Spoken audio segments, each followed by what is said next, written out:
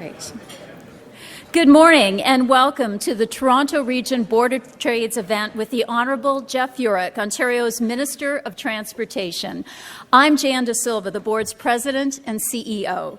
We're delighted to welcome Minister Yurek back to the Board's podium for a second time. In November, at our 4th Transportation Summit, he outlined his government's transit vision in his first address as Ontario's new Transportation Minister. That was an exciting day, but it pales in comparison to today. I believe that occasion was really one of creating excitement for the Board and our members and the region's business community, commuters, and families. Today, I'm pleased to say we've reached a pivotal moment for the future of transportation in the region. On April 10th, the Ontario government announced its $30 billion commitment to a number of priority projects. It's an extensive expansion of the GTA transit network, and this is going to be a huge benefit, not just for the City of Toronto, but for the Board's members and businesses and residents throughout the entire Toronto-Waterloo corridor. I had the honour of attending the announcement when Premier Ford and Minister Yurek unveiled their ambitious plan. A plan that draws on experiences from other global jurisdictions in deploying innovative technologies and engineering best practices. This is going to both speed up construction and also keep it fiscally manageable. Examples of some of these innovations include using narrower trains that will make it possible to build a single tunnel rather than double bore. And I know Phil Verster's with us here today, and I know he tells us he thinks tunnels are sexy, but whether it's single or double, they're both great and they both do the trick, but single's faster than double. And that will make it easier to bridge over rather than tunnel under the Don River. And this is something we can learn from Spain's Metro de Madrid, one of the world's first subways. They added 164 kilometers and 129 new stations to their rapid transit network over 12 years, leveraging similar R&D and innovation in their projects. The province's plan also includes long-term financial funding for regional transit construction and prioritization of subway expansion. It aggressively acts on the City of Toronto's priority transit projects, including the Downtown Relief Line, now the Ontario Line, and provides relief to our transit choke points at Bloor-Yonge and Union Station. And it brings us closer to the Board's goal of a regionalized transit system with the province leading on financing. And it's a plan designed to facilitate a significant increase in transit-oriented development. By integrating transit and land use planning, we can unlock the potential of transit-related real estate while addressing our region's chronic shortage of housing and commercial supply. So for the Board and our members, it's clear.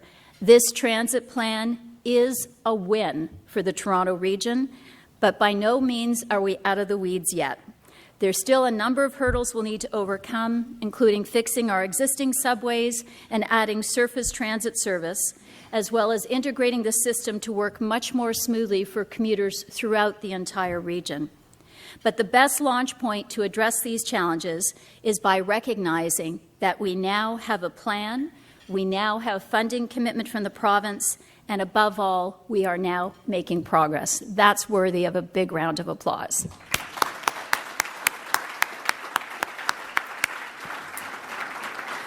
I'm excited to hear from Minister Yurek in a few moments on his vision going forward for 21st century transportation in Ontario, and then to join him for a discussion on how the transit upload will get new and extended subway lines built faster. But first, a very warm welcome to all of the Board's members in the room today, and to those potential members in the room, my membership team know where you are. We'll be talking to you later. All Board events and activities are generously supported by our principal sponsors, the Globe and Mail, Ted Rogers School of Management at Ryerson University, and Scotiabank. And special thanks to today's supporting sponsor, CN. A round of applause for these important sponsors, please.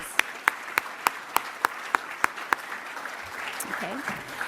It's now my pleasure to introduce our head table. Now, this is sometimes a challenge, so listen carefully to the instructions.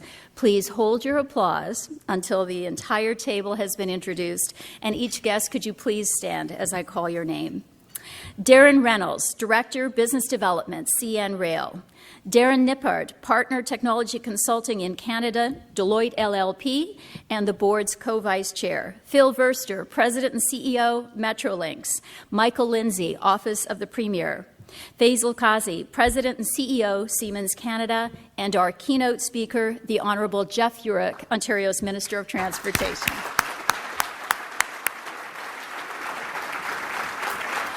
I'd also like to welcome a few other special guests joining us today. If you could please stand when I call your name. Kinga Surma, MPP for Etobicoke Centre and Parliamentary Assistant to the Minister of Transportation. Kinga, thanks for joining us. Okay.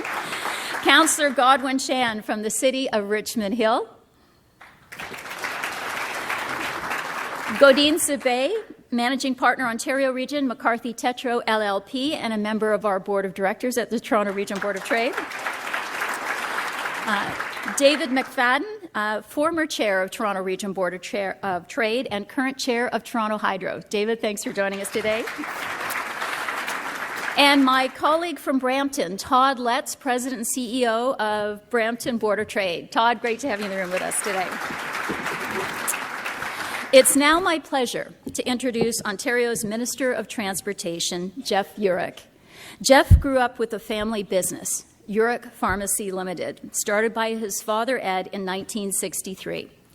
He sought the nomination for the Progressive Conservative Party for Elgin, Middlesex, London, and became the riding's MPP in October 2011. He served in various roles in government, including PC Health Critic, Natural Resources and Forestry Critic, Transportation and Auto Insurance Reform Critic, and Minister of Natural Resources and Forestry. He was appointed Minister of Transportation on November 5th, 2018, and boy, has he been busy. Please join me in a warm welcome to the Honourable Jeff Yurek.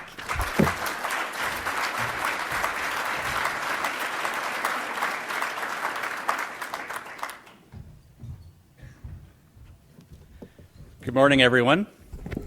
Thanks very much for having me today and inviting me to this great event, and I'm pleased to be here.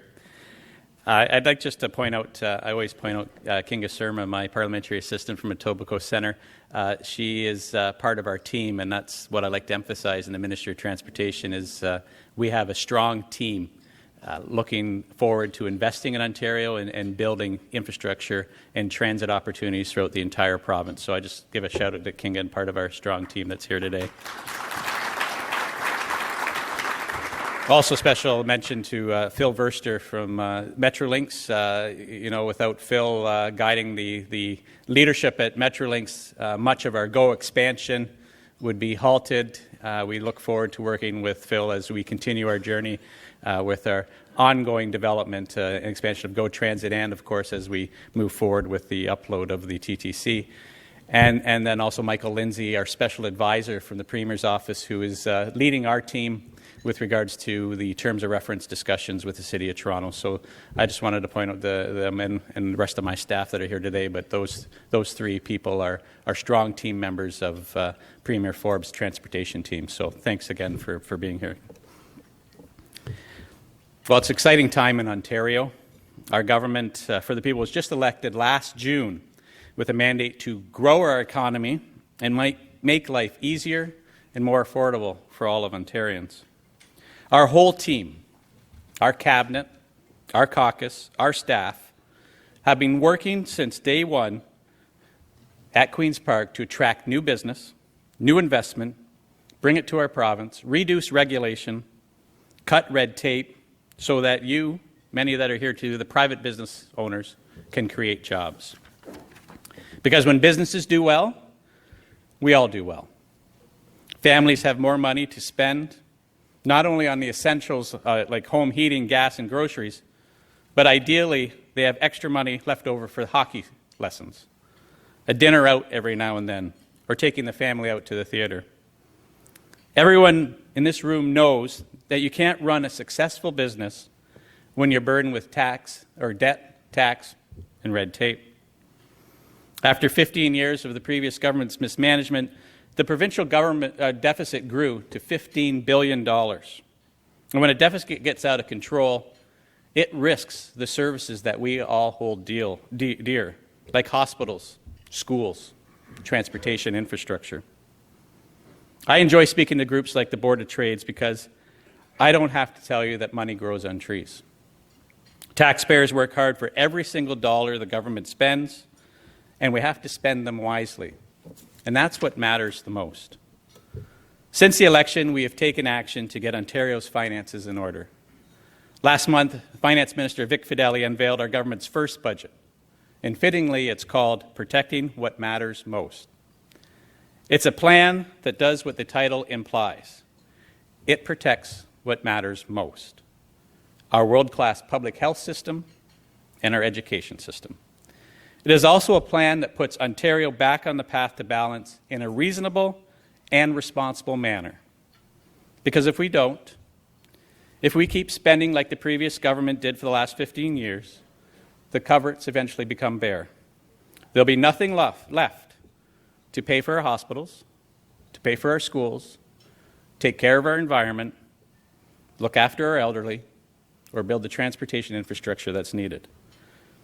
Our government is projecting a modest surplus by 2023-2024, and will work to balance the budget within 5 years. However, in 9 short months, our government has stopped the reckless spending spree of the Liberal government, which was spending about $40 million a day more than they were taking in. It was reckless, and it was unsustainable. They left Ontario with a $343 billion debt. $343 billion debt. It's unacceptable to leave that burden onto our children and grandchildren. And we need to act now, or future services are at risk. But we also have to help individual families, seniors, with their day-to-day costs. And so our government is providing $26 billion over 6 years in much-needed relief to Ontario families, individuals, and businesses. I'm proud to say that our current budget has 0 tax increases, not a single one.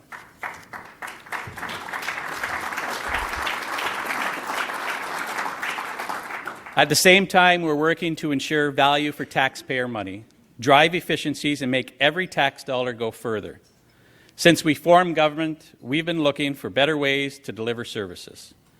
We're modernizing the way we do government. During the campaign, our party committed to cutting Liberal waste. And we set ourselves a modest target of finding savings of 4 cents on every dollar spent by the government. To date, we found nearly double that amount, about 8 cents on every dollar spent on average over the path to balance while still preserving frontline jobs.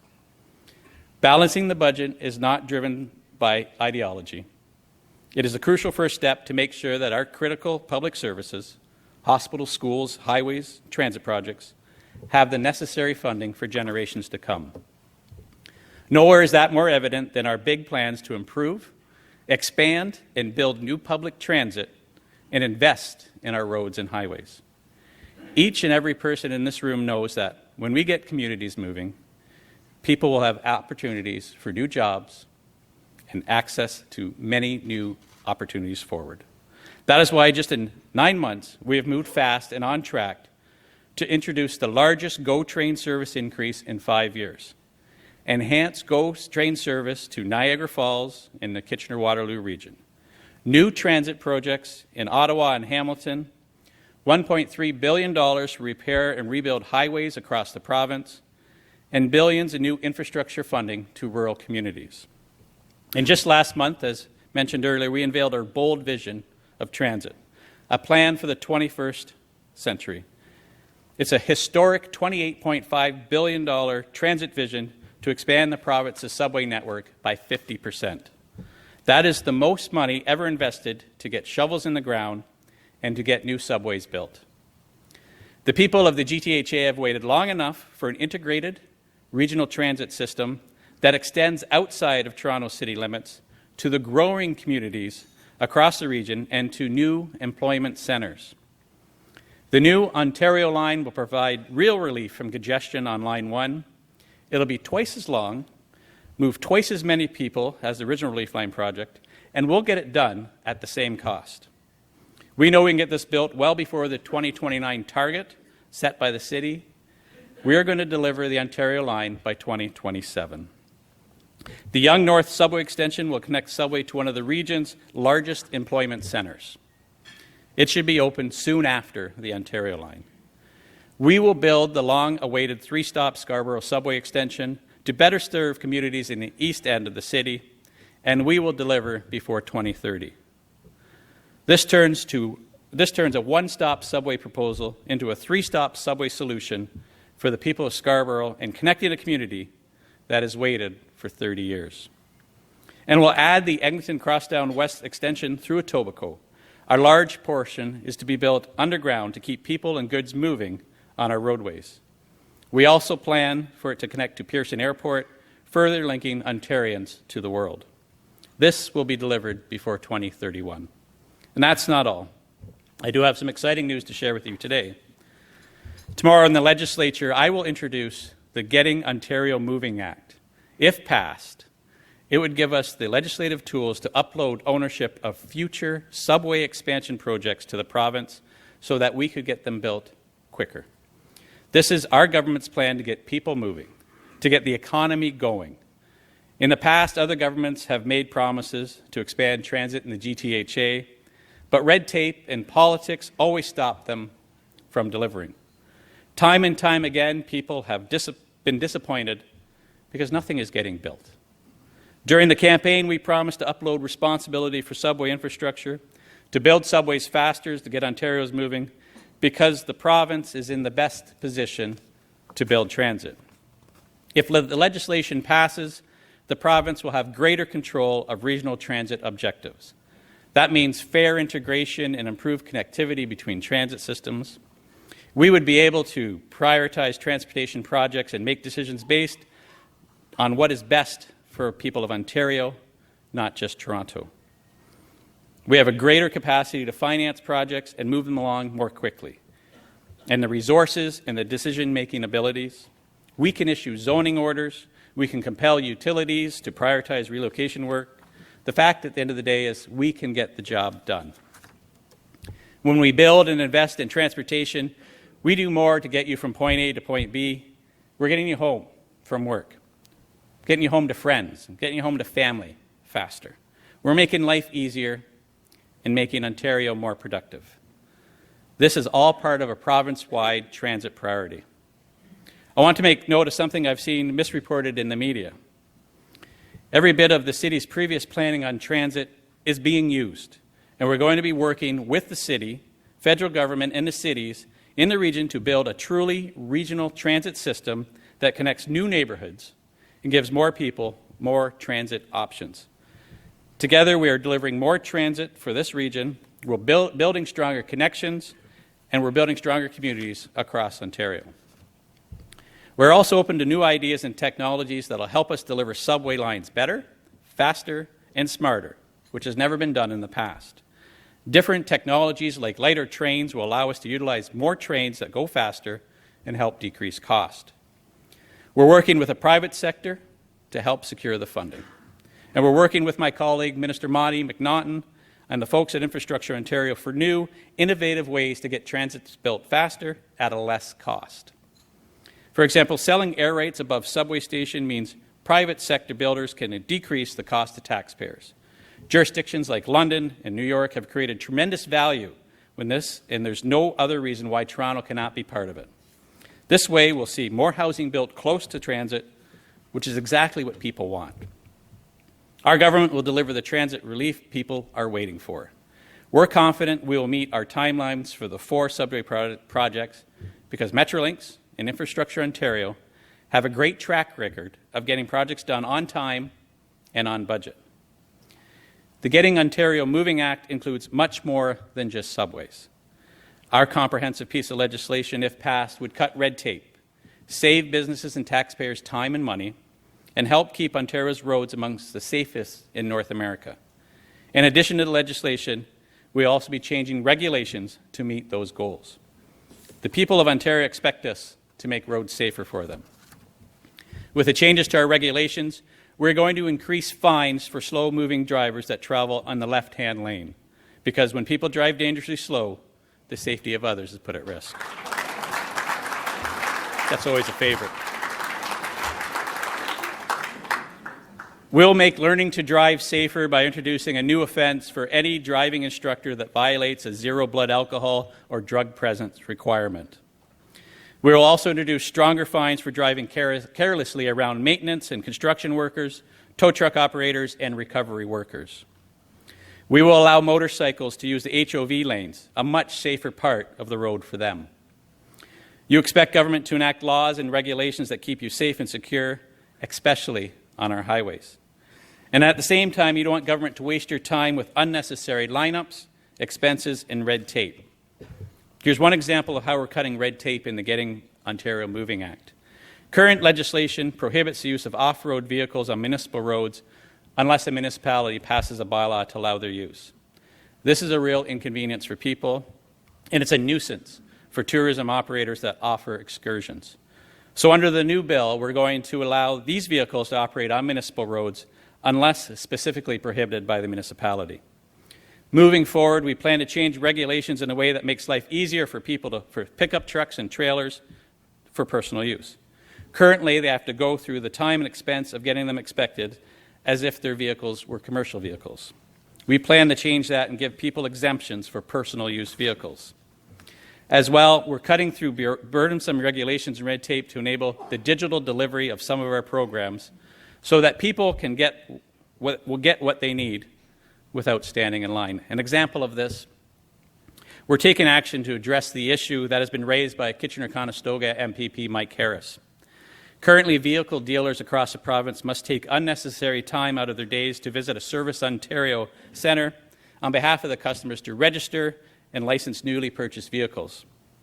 This is time-consuming for many dealers and also delays buyers who are waiting to get their new vehicles. So we're going to change that. In spring 2020, my colleague, the Minister of Government and Consumer Services, Bill Walker, will launch a pilot project. It will allow dealers to apply for those permits, plates, and validation stickers digitally. Ideally, this just makes sense. And they're going to make businesses in Ontario easier to do their jobs. Over the next 6 months, we'll be engaging with the stakeholders on the development of our digital dealer registration pilot project. As we move forward with our plans to make the roads and highways work better for everyone, we want to hear suggestions from the people of Ontario. Our government continues to make sure that the experience of real people is front in mind in every decision that we make. And I truly want to say that again. Our decisions of what people of Ontario think and want are truly at every decision we're making. No matter what the service, regulation, program, or policy, we need to hear from Ontarians and put the experience of real people first and make that the center decision-making point. That benefits not only Ontario, but it benefits the individuals throughout this province. We are going to launch 2 province-wide consultations. One to review speed limits, and another to look at the rules of the road for bicycles, e-bikes, and e-scooters. We want to make sure everyone can share the roads safely. For the people is not just a slogan. It's our guiding principle that drives us to make life better for Ontarians. Our government wants to keep goods and people moving by improving its transportation network. It's what we were elected to do. Thank you very much.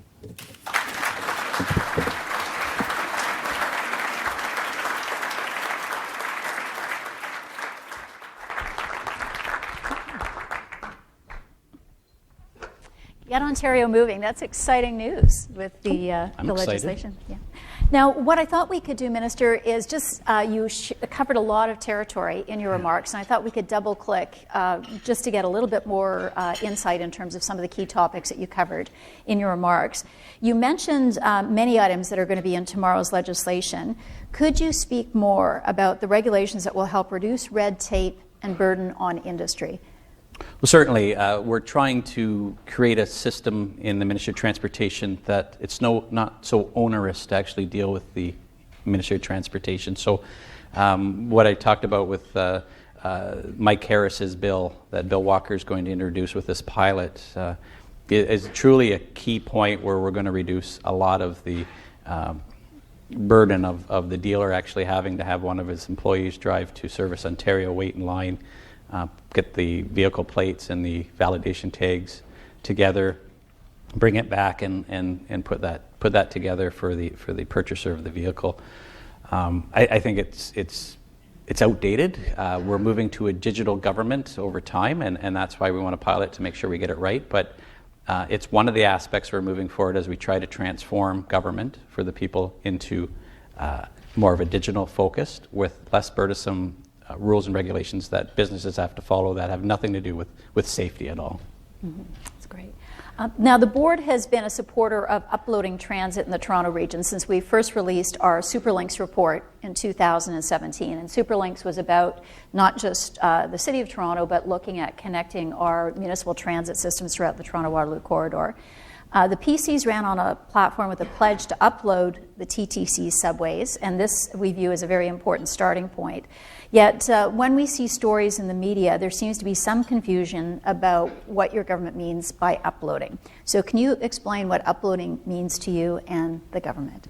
Sure. And I think when you want to develop a regional transportation network, you need to be able to integrate the systems that are meshing together. And the TTC, the subway system, is a key component of creating this GTHA regional network. And we found that the system isn't working. It's obvious it hasn't been working. It doesn't matter who has been the mayor or councillor of the City of Toronto. It just doesn't work anymore. Transit expansion is not getting built in Toronto. It's quite slow. So we feel the province is in a better position to actually build and grow through the leadership of Metrolinx and working with the City of Toronto. So an upload to us, the legislation that we're proposing, and if passed, would break it up into the first part where we would upload the responsibility for the building, developing, and planning of new subway expansions.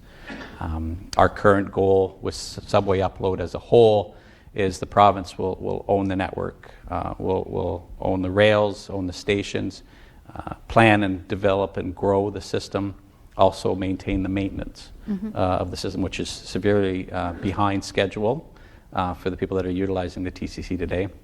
Our hope at the end of the day is the TTC will continue to operate the day-to-day operations and, of course, keep the fare box in order to continue the system. Yeah, and certainly the fiscal capacity that the province can bring to bear will be very, very helpful, because I know even in the case of our existing TTC subway network, the state of good repair funding backlog is just really overwhelming, I think, for the city to be able to handle on its own. But we really applaud what's happening with the expansion and the new lines being picked up by the province. So this is just tremendous news. A few months ago, you announced a plan to develop the Mimico GO station. Mm-hmm. And as we said in a Toronto Sun op-ed in January, and again last week, development over transit systems needs to be standard operating procedure. So we're interested to understand more about your plans to do this, more of this transit-oriented development. Certainly, it's a policy direction I delivered to Metrolinx in November to move towards a transit-oriented development. It's what's utilized worldwide with regards to using the air rights, to selling off the air rights to fund the building of stations. We have Mimico, which we have announced, and just about a month and a half ago, we announced Woodbine is going to be building us a GO station, part of their redevelopment of their area, which is going to really intensify the housing in that area. And I've had many conversations with Minister Clark at Municipal Affairs, and he's really excited about this because Toronto does need more housing, and ideally, you'd like housing built around the transit system. So I think it's a great partnership going forward of new subway, once we have the upload, if passed, new subway stations, GO stations, utilizing the private sector to build those stations at no cost or minimal cost to taxpayers. In exchange, they have the opportunity to intensify the neighborhood either with housing or even more commercial spaces or retail spaces, which will generate more income for the area. I think it's a win-win situation, and it's time that the province of Ontario adopts that strategy. No, we agree, and our members are critically concerned, particularly about our young professionals and the lack of sufficient housing supply for them, everything from rental to family-oriented housing. And I know the research we've done through our young professionals show that they're overwhelmingly in favor of housing at transit locations, and in fact would be receptive to moving outside of the downtown core to to other jurisdictions if they were closely connected to the transit network. So I think it's going to solve a lot of problems for us, which is great. Now, when your government announced the Ontario line, a big part of the excitement about the project was that it would be built faster and cheaper than the previous estimates suggested. I know Phil was smiling, 2027, we're going to get this completed. This is great news. Now, critics of the proposal doubt it's possible to build transit more quickly and cost effectively in Toronto. Can you speak a little bit further about how your government's planning to do this? Certainly. I mean, the Ontario Line is a really exciting venture that we've planned out. I mean, you're connecting the Science Centre to Ontario Place, two great tourist destinations. But we've also taken the spine of the relief line that the city has been working on, and we're going to utilize that. So that work isn't being wasted at all. It's being incorporated. We're just extending it, and we're able to, because we're using different technology, the smaller trains, the smaller track. We're going to go over the Don. The fact that we're doing all that, we're able to build twice as long of a subway system as opposed to the relief line. The Ontario Line is twice as long, basically the same price, and we'll do it quicker. And that's because we're utilizing different build techniques, different structure to use to build the tracks that are used elsewhere in this world. We just haven't adapted. I think it's because this system previously always focused on utilizing the rail, the heavy rail, and the size of the tunnels that were used for the last 50 years in building subway in Toronto, and that's outdated. Let's modernize. Let's utilize technology. And when you utilize technology, you're business owners here. When you utilize technology, you actually save costs down the road. You make things cheaper, and you're able to provide a better service to your customers. And that's what our focus is: the customer, the rider on the TTC, the rider on GO Transit, the rider on any other the municipal transit users. We want to enhance that ridership. We want to enhance their ability to get from point A to point B, so they'll utilize the transit system more. So, I mean, at the end of the day, we want a well-functioning transit system so that we can fight the congestion on our roads. That's going to be a tough battle because the City of Toronto and GTHA are growing, but, you know, we would like to reduce the congestion on our roads in order to get people that don't use the transit system to point A, point B. I know I drive home every Thursday night, and I wish I had a GO train to St. Thomas, but that's not happening. But I mean, fighting that transit to get just getting off university onto the Gardiner is just ridiculous. We need to do better, and part of that is building a strong transit system so more people use that option.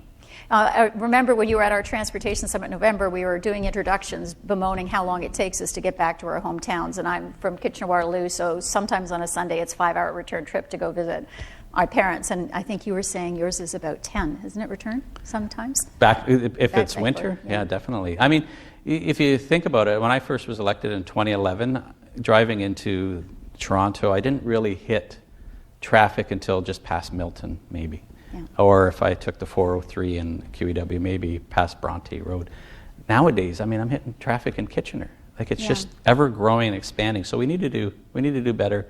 That's why we're improving GO service to Kitchener-Waterloo up 25% this year. We're going to increase it some more. Yeah. And then we've been extended out to try to reach the folks out in Niagara Falls. So we're going to continue to build on Lakeshore East, Lakeshore West corridor.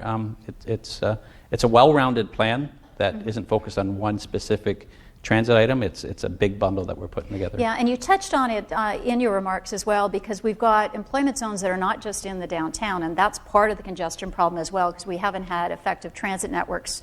The second biggest employment zone in the country is near Pearson Airport. I think you reflected on kind of the Vaughan, Markham, Toronto, the knowledge-intensive zone there. So I know a lot of the planning is going into how do we better connect our employment zones. So we're going to get there. We've got a lot of confidence in that.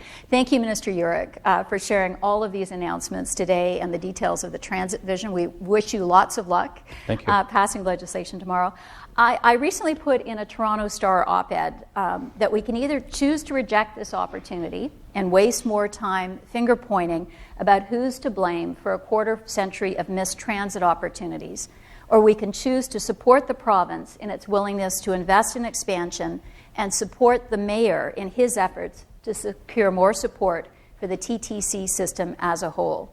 From our point of view, progress is the obvious choice. So as a Board of Trade, we continue to fully endorse how you're moving forward on this necessary momentum on transit and moving us towards a fully integrated regional transit network over time, now and in the future. Love what you're doing with transit-oriented development and private sector involvement to help create some of the fiscal capacity to get it done sooner. Thank you so much. Now, before I adjourn, I'd like to highlight a couple of upcoming events. On May 14th, we'll be joined by Minister Yurek's cabinet colleague, the Honourable Steve Clark, Minister of Municipal Affairs and Housing. Yeah, it should be good. You're welcome to come. That would be great to have you back. Another terrific opportunity to discuss transit-oriented development and how that's going to unlock housing to help us address the housing crunch. And on June 11th, we hope you'll join us for the second annual Canada's Innovation Corridor Summit. It's going to be looking at how we're taking this important economic zone in the country, the Toronto-Waterloo Corridor, how we're taking the corridor to market. We'll be bringing together regional experts to explore how we accelerate the growth of the corridor businesses through improved commercialization of the innovation that's going forward. And not to be missed is some really interesting discussion on autonomous vehicle deployment and what the plans are to make us the most attractive AV deployment center in the world. So make sure you take a look at that. That's June 11th. So thanks so much again, Minister, for joining us. Thanks. I hope you've got a short commute back to the Queen's Park, and I hope Thursday's traffic is not too bad as you're heading back to your hometown. Thanks so much for joining us, everyone, today. For more information about future events or anything else that's going on at the board, it's bot.com. Take care and have a nice day.